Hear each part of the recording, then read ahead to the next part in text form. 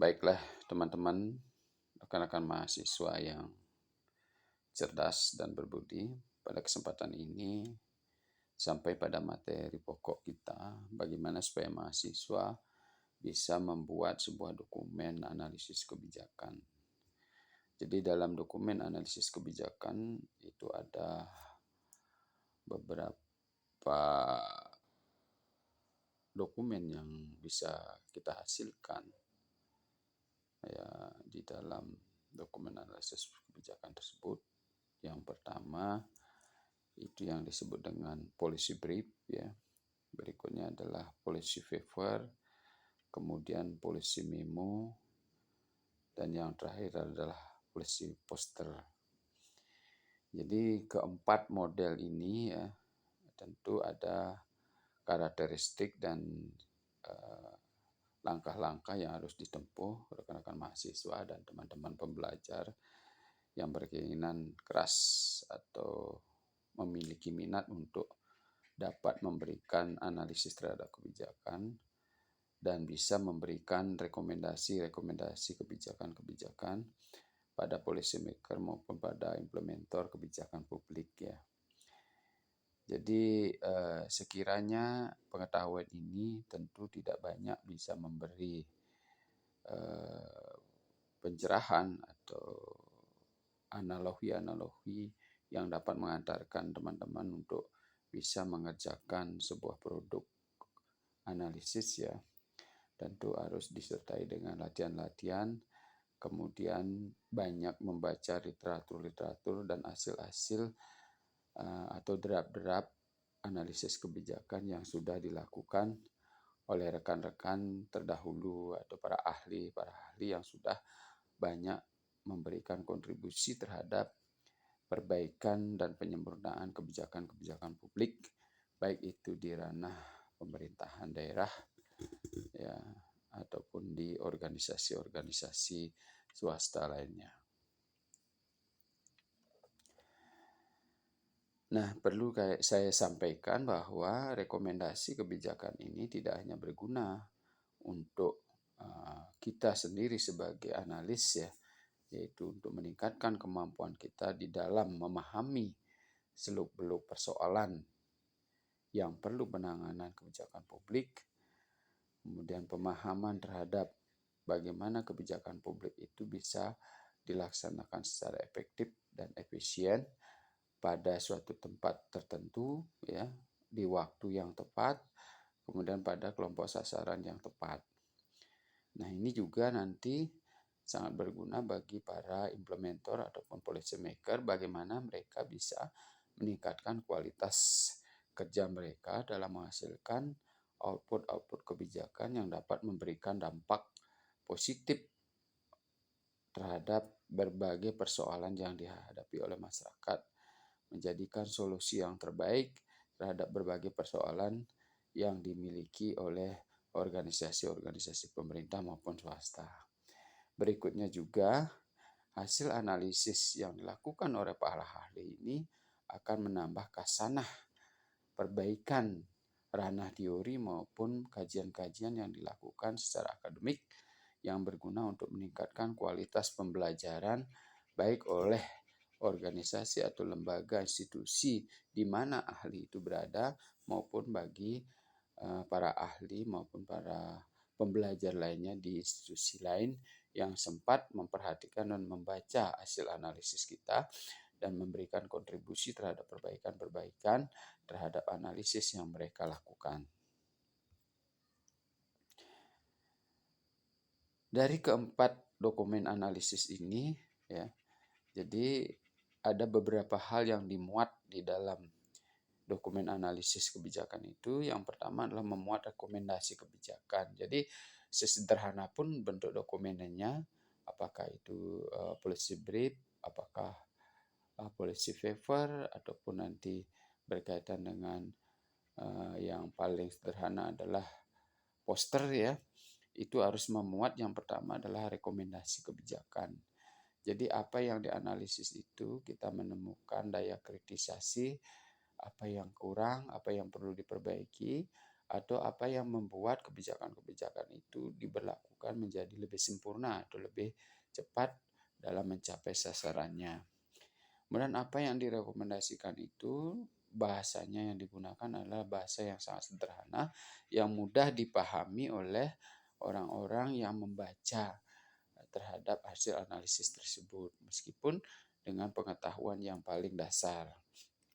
Kemudian runutan-runutan yang disampaikan itu memberikan pemahaman bahwa kajian yang kita lakukan itu memang dilakukan bertahap, ya, dapat dimengerti dan prosesnya bisa dipahami, terstruktur dengan baik, ya, sehingga ada hubungan kausalitas antara satu peristiwa dengan peristiwa yang lain, bisa menimbulkan rasionalitas yang bisa membuat orang-orang yang membaca itu menjadi percaya terhadap hasil analisis yang sudah dihasilkan. Kemudian untuk memperkuat lebih tajam lagi, perlu ada bukti-bukti yang ditampilkan di dalam analisis tersebut. Apakah itu data kuantitatif, ya, ataupun narasi-narasi kualitatif yang bersumber pada sumber-sumber yang dapat dipercaya. Kemudian bisa juga memanfaatkan infografis, ya. Jadi representasi visual informasi, ya. Jadi dengan kemampuan daripada teman-teman menyusun desain grafis dari semua data yang kita miliki, kita buatkan dalam bentuk flowchart, barangkali juga dalam bentuk mapping, ya, sehingga nanti orang akan bisa menelusuri proses analisis itu dan bisa mengerti bagaimana bisa melakukan analisis itu dengan baik, bagaimana memunculkan kepercayaan publik dengan data-data yang pasti dipercaya, ya, dan sumber-sumber yang jelas, dan sumber-sumbernya itu dapat ditelusuri pada institusi-institusi yang disebut dalam analisis tersebut, ya. Kita juga bisa membuatnya dalam bentuk-bentuk penyederhanaan berupa tabel, ya, flowchart, kemudian grafik-grafik dan lain-lain. Sehingga dari berbagai model itu, ya, orang yang senang membaca grafik dia akan memahami melalui grafik. Kemudian orang yang senang dengan flowchart dia akan mencoba menelusuri berbagai persoalan itu melalui flowchart yang sudah ditampilkan di dalam hasil analisis. Baiklah, yang pertama kita akan membahas tentang policy brief atau risalah kebijakan, ya. Jadi dokumen ringkas dan netral yang fokus pada isu tertentu yang membutuhkan perhatian pengambil kebijakan. Jadi ketika kita membaca sebuah kebijakan atau menelusuri pelaksanaan sebuah kebijakan, kita akan membuat catatan-catatan, ringkasan-ringkasan yang terstruktur, ya, yang dapat mengarahkan pada pemikiran-pemikiran bagaimana kebijakan itu bisa diceritakan dengan ringkas, lalu ditemukan titik-titik persoalan yang perlu kita berikan perbaikan atau rekomendasi. Dokumen yang memaparkan alasan rasional pemilihan alternatif kebijakan tertentu yang ada pada tatanan perdebatan kebijakan. Nah, ini menurut Young dan Kuing. Jadi dokumen itu harus mampu menampilkan berbagai persoalan yang diperdebatkan dalam forum-forum publik, ya, atau diskusi-diskusi atau FGD, ya, atau proses dari pengambilan keputusan di mana di situ ada perdebatan berbagai alternatif yang dikemukakan oleh para policy maker, ya. Mungkin juga para implementer ketika melaksanakan tentu ada meeting-meeting tertentu untuk membahas. Nah, itulah yang kita ringkas untuk mempertemukan titik temu dari persoalan-persoalan tersebut yang membutuhkan sentuhan dari para akademisi ataupun ahli, ya. Di situ akan menjelaskan dan meyakinkan urgensi terkait, ya, persoalan-persoalan yang dibahas terkait dengan alternatif-alternatif yang ditawarkan.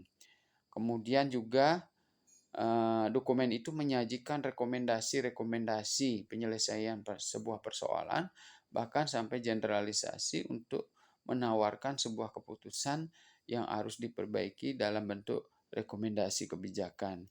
Memberikan bukti yang mendukung rekomendasi tersebut. Jadi tentu untuk memenangkan sebuah persaingan terhadap ide atau gagasan alternatif yang ditawarkan itu, kita harus kuat di dalam memahami atau menampilkan data. Kemudian kita juga mampu menjelaskan data yang kita miliki, ya, bagaimana data itu berpengaruh terhadap persoalan-persoalan yang dihadapi yang akan kita selesaikan.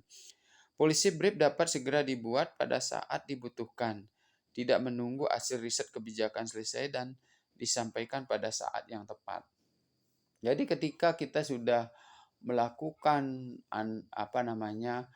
pembacaan cepat, ya, kemudian juga menelusuri sebuah hasil output kebijakan, kemudian menelusuri implementasi sebuah kebijakan gitu dengan beberapa teman-teman, kemudian kita diskusi, muncullah risalah-risalah yang bisa kita tampilkan untuk memberikan solusi atau perbaikan terhadap sebuah kebijakan.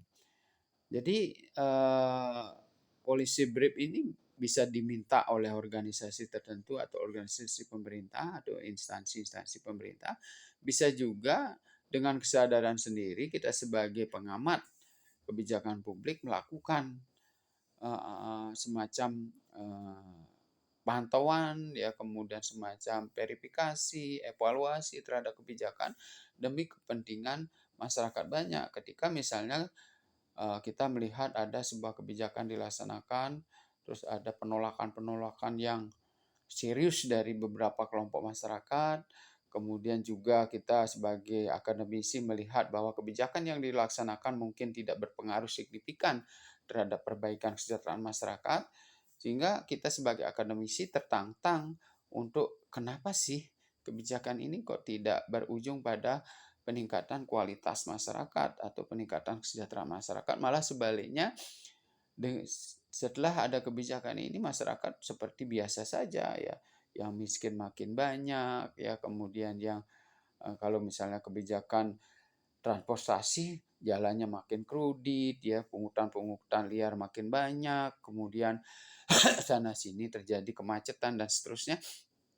Nah, maka ketertarikan sebagai akademisi untuk memperbaiki bagaimana kebijakan transportasi itu harus diberikan solusi yang tepat supaya terjadi perbaikan-perbaikan di masa depan. Jadi dalam hal ini policy brief ini tidak tidak perlu tebal gitu, ya, singkat, jelas, tetapi bisa memberikan draft yang penting bagi policy maker sebagai menyusun langkah-langkah dalam usaha memperbaiki kebijakan maupun dalam usaha perbaikan dalam implementasi kebijakan. Barangkali jumlahnya tidak lebih dari 8 halaman, ya. Jadi 6 sampai 8 halaman kita sudah cukup untuk membuat policy brief ini. Nah, struktur yang bisa dikembangkan atau komponen-komponen dari policy brief ini ada beberapa yang bisa saya sampaikan secara sederhana. Mungkin nanti teman-teman bisa mengacu pada pedoman yang lain, ya. Saya mencoba untuk meringkas beberapa hal yang pernah saya alami sebagai seorang analis kebijakan, ya. Yang pertama tentu di policy brief itu ada judul, ya, singkat, jelas, kurang dari 12 kata dan sangat informatif, ya. Kemudian menarik minat untuk membaca. Bagaimana keahlian dari para analis atau akademisi itu dalam menampilkan sebuah tema terkait dengan policy brief ini. Jadi judul yang baik, menarik, ya, menantang bagi setiap orang yang membaca. Ada apa sih terhadap kebijakan transportasi? Ada apa sih terhadap kebijakan-kebijakan kemiskinan? Nah, itu kita akan tampilkan sedemikian rupa sehingga orang tertarik membaca. Jadi awalnya kita mulai dari judul, kemudian daftar isinya menunjukkan rincian garis-garis besar dari substansi policy brief, keterkaitan antara komponen policy brief ya. Jadi di pendahuluan, kemudian ada latar belakang, ada permasalahan yang dibahas yang paling urgen, kemudian ada sedikit pembahasan kan gitu ya. Sehingga nanti di situ juga bermain beberapa kajian teori ya, kemudian kita perlihatkan kebijakan-kebijakan yang menjadi pedoman terhadap kebijakan. Selanjutnya, executive summary akan membuat rumusan masalah mengapa masalah itu penting. Akar masalah juga solusi atas masalah dan pelaksana solusi. Jadi kita butuh membuat executive summary. Jadi para policy maker dan implementer itu akan cukup dengan membaca executive summary itu sudah memahami sebagian besar dari isi policy brief tersebut. Jadi kita sebagai analisis itu tidak hanya penting untuk menampilkan data-data, kemudian juga menampilkan analisis-analisis, tapi kita juga harus pinter di dalam membuat executive summary ini. Kadang executive summary ini juga dipublikasikan ya. Jadi membuat teman-teman yang ingin memberi kontribusi terhadap kebijakan tertentu, kita bisa melihat executive summary yang sudah dipublikasikan pada laman-laman tertentu yang bisa menarik para analis ya, para teman-teman yang tertarik terhadap kebijakan-kebijakan tertentu juga nanti bisa memberi ketertarikan terhadap para investor yang berkaitan dengan mungkin program-program yang dilakukan oleh pemerintah yang sudah diberikan rekomendasi ya, sehingga nanti akan bisa memicu sumbangan-sumbangan pemikiran yang baik itu dari swasta maupun pemerintah. Bahkan juga tidak kalah pentingnya nanti executive summary ini kalau bisa ditampilkan dalam bahasa internasional, itu bisa juga memberikan gambaran tentang sebuah kebijakan yang perlu mendapatkan kontribusi dari pihak-pihak yang berkaitan dengan hubungan internasional ya. Kemudian di dalamnya ada pendahuluan terdiri dari latar belakang, kemudian masalah kebijakan, beberapa dukungan data yang ditampilkan yang membuat para analis dan para pembaca itu ingin meneruskan bacaannya. Kenapa ini penting gitu ya? Apa sih yang melatar belakangnya? Tentu kita akan melihat data-data empiris yang ditampilkan di dalam analisis tersebut. Kemudian efek dari masalah dengan bukti-bukti dan contoh, akar masalah dengan bukti dan contoh ya. Dan policy question, mengapa substansi yang dibahas itu penting. Jadi pertanyaan-pertanyaan yang sangat penting daripada kebijakan publik itu untuk bisa menarik perhatian baik oleh policy maker, kemudian analis-analis yang lain, supaya bisa memberikan kontribusi selama proses policy brief ini belum menjadi sebuah rekomendasi kebijakan. Kemudian juga ada kritik terhadap kebijakan nih. Jadi kenapa sih harus dibahas ya? Apa kekurangannya? Apa yang perlu ditampilkan? Tentu kita dalam mengkritik itu harus berdasarkan pada fakta-fakta dan data-data yang ada, sehingga akan memberikan keberimbangan gitu ya antara sisi positif daripada kebijakan tersebut, juga dari sisi kekurangan atau negatif dari kebijakan tersebut. Karena perlu kita sadari bahwa baik di kalangan analis maupun kalangan para policy maker dan implementer itu ada yang pro dan kontra. Tentu akan kita memberikan perimbangan-perimbangan data yang bisa memperkuat atau memperbaiki kondisi-kondisi real yang sudah ditemukan tersebut ya. Kemudian alternatif dan rekomendasi kebijakan. Jadi alternatif kebijakan yang dilakukan, kriteria yang digunakan dalam menetapkan rekomendasi alternatif kebijakan yang sudah kita bahas tersebut ya. Jadi tentunya selain membahas dengan teman-teman yang sudah ahli, tapi sebelumnya kita sudah menggali data dari beberapa sumber yang terpercaya, dan juga data-data baik itu dalam bentuk kuantitatif maupun kualitatif yang bisa kita dapatkan. Kemudian tidak cukup itu kita menganalisis, kita juga akan mendiskusikan data-data tersebut dalam bentuk diskusi, baik itu dari sumber para pelaksana, sumber dari kelompok sasaran, sumber dari ahli lainnya, juga kita memperbandingkan dengan sumber-sumber hasil penelitian terdahulu dari teman-teman yang sudah pernah melakukan di tempat lain dalam persoalan-persoalan yang sama. Jadi kita di situ akan mengadakan triangulasi sehingga ditemukanlah alternatif yang paling efektif dan efisien menurut analis kita. Kemudian ada kesimpulan sesuai dengan rumusan masalah dan penekanan pada rekomendasi yang diberikan.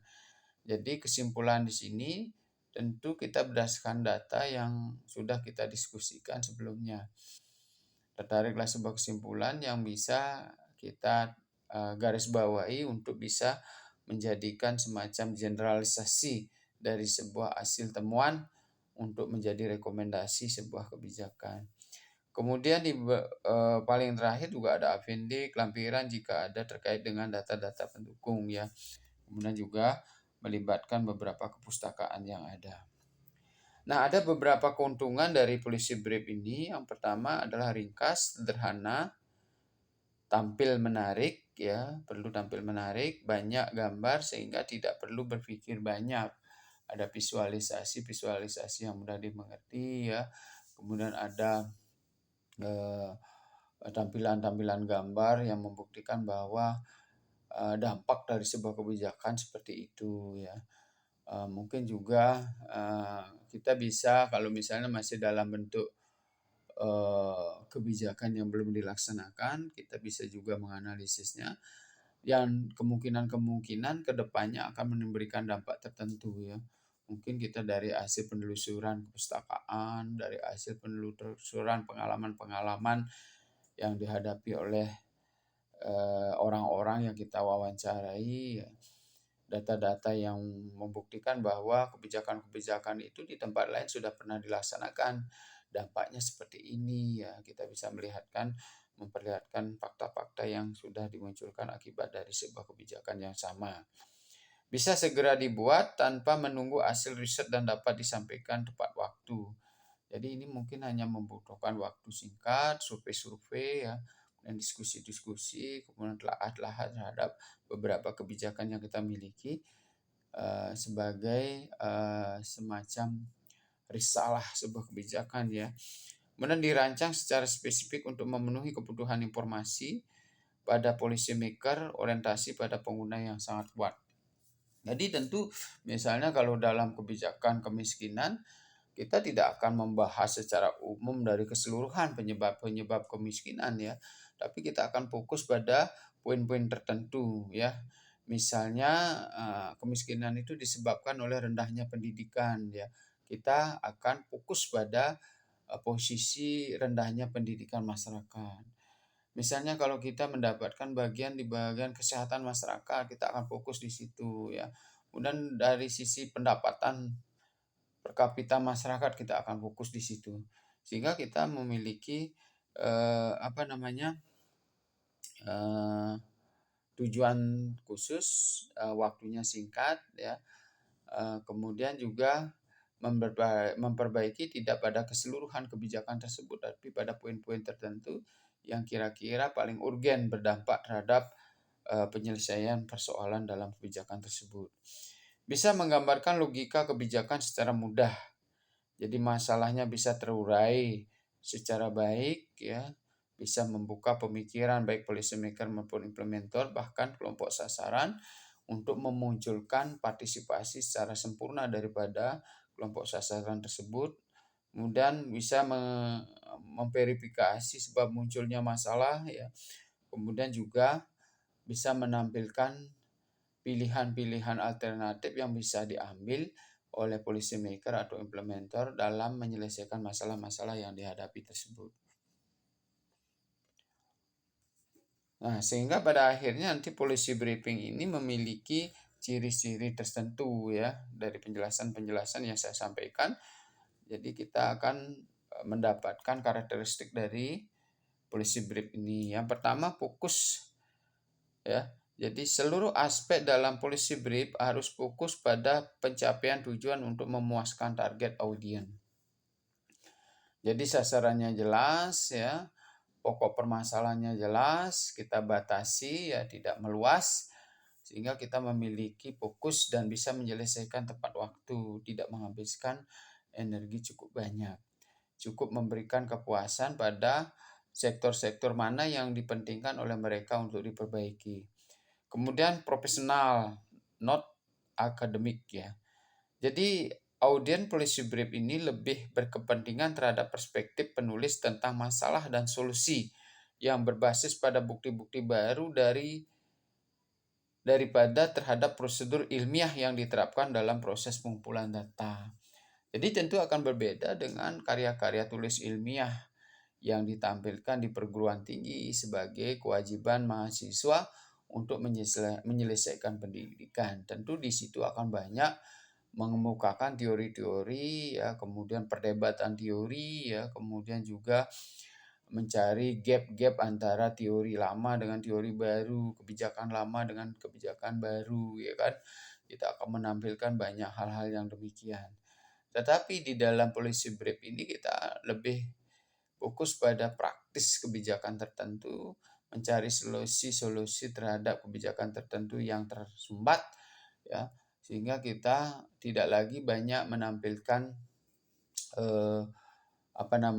teori-teori atau kajian-kajian yang bersifat ilmiah gitu ya, atau harus mengikuti prosedur-prosedur ilmiah ya, harus misalnya metodenya harus dijelaskan panjang lebar kan gitu ya, fokusnya dijelaskan panjang lebar tidak sedemikian rupa, tetapi kita akan membuat draft itu dalam 8 halaman, itu harus memuat semua hal-hal yang dipentingkan oleh policy maker ataupun implementer tatkala mereka membutuhkan bantuan kita di dalam menyelesaikan persoalan-persoalan kebijakan publik ya. Kalau toh misalnya ada daftar pustaka, mungkin di situ tentang terkaitan sumber data kan gitu ya. Kemudian mungkin ada salah satu teori penting yang perlu dipergunakan di dalam menganalisis permasalahan-permasalahan tertentu. Jadi kita tidak banyak menggunakan metode di situ ya, tidak banyak menyadur hasil-hasil metode orang lain di situ, tidak. Tapi kita harus menampilkan hal-hal yang praktis yang bisa digunakan secara langsung di dalam memperbaiki kebijakan tersebut. Kemudian evidence base ya, yang diharapkan audien dalam policy brief selain argumen yang rasional, juga dukungan bukti adanya permasalahan dan konsekuensi dari pemilihan terhadap solusi tertentu. Nah, evidence base ini artinya apa yang ditampilkan itu berbasis data, apa yang ditampilkan itu berbasis fakta-fakta ilmiah yang sangat berkaitan antara satu fakta dengan fakta yang lain. Kemudian nanti persoalan-persoalan itu akan memberi dampak apa ya. Kemudian nanti solusi ini mungkin kita akan menawarkan 3 alternatif dengan kelebihan dan kekurangan dari alternatif-alternatif tersebut ya. Kemudian limited ya, karena faktor pendanaan, sumber daya yang terbatas, policy brief ini mesti difokuskan pada satu masalah tertentu saja ya. Seperti tadi misalnya kalau masalah kemiskinan, kita mungkin terkait dengan kesehatan, mungkin terkait dengan pendapatan masyarakat dan seterusnya ya. Jadi kita memiliki sumber daya baik dari anggaran maupun dari sisi waktu, kemudian juga orang-orang yang dilibatkan itu cukup terbatas ya. Kemudian policy brief tidak memerlukan banyak halaman. Jadi cukup 6 sampai 8 halaman yang memuat 300 kata. Jadi singkat, jelas, sederhana, mudah dipahami dan bisa diimplementasikan secara cepat dan tepat waktu. Anda Jadi terakhir adalah yang berikutnya adalah understandable ya. Policy brief mesti mudah dipahami baik dari sisi kejelasan dan kesederhanaan bahasa maupun dari penjelasan dan alasan yang dikembangkan di dalamnya. Jadi seperti tadi saya sampaikan itu harus penuh dengan eh, kemampuan menerjemahkan data itu dalam bentuk risalah yang sederhana, mudah dipahami, ya. Kemudian juga bisa dilaksanakan secara baik oleh policy maker ataupun implementator ya. Kemudian yang berikutnya adalah aksesibilitas ya.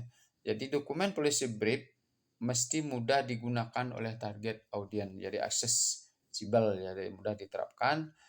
Jadi tidak perlu perantara, tidak perlu lagi apa istilahnya itu kupasan-kupasan lagi, didiskusikan lagi, ya, sehingga kita memberikan solusi, tetapi tidak selesai ya, menimbulkan masalah baru gitu ya. Jadi perlu lagi kita melakukan simulasi-simulasi yang tentunya memperpanjang dari waktu perbaikan kebijakan tersebut. Kemudian promotif ya atau promosional ya. Jadi tampilan dokumen policy brief harus mengesankan dan menarik minat target audiens untuk membacanya. Jadi ringkas ya, kata-katanya itu penuh motivasi ya, ada memancing keinginan untuk memperbaikan, keinginan untuk berubah ya, menantang orang untuk melakukan tindakan tersebut sesuai dengan arahan dalam policy brief itu. Ya, kok kayaknya ini kalau dilaksanakan mudah loh. Oh, kayaknya ini benar gitu. Oh, kayaknya ini ada di tempat kita.